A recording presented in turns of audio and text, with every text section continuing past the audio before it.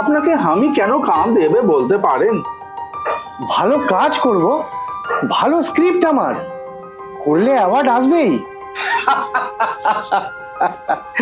Award I want to return. এখন শুধু ভালো কাজ জানা ডিরেক্টর হলেই হবে না, তুমি প্রডিউসারকে কতটা খুশি করতে পারবে তার উপরে তোমার কাজ পাও।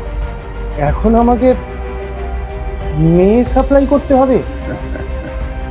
কি বলছেন?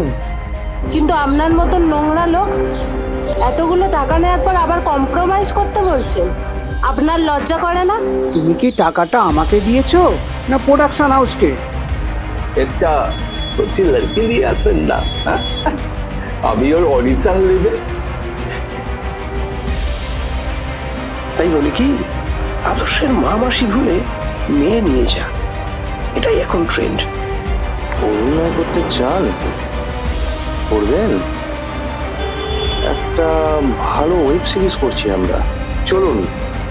যেতে যেতে বলছি, প্রডিউসারের অফিসে আপনাকে একটা অডিশন দিতে হবে, আর আপনার অডিশনে প্রডিউসার যদি খুশি হয়, ব্যাস।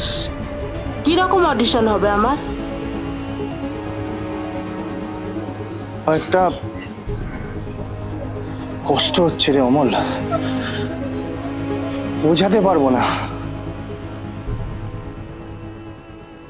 আমি কি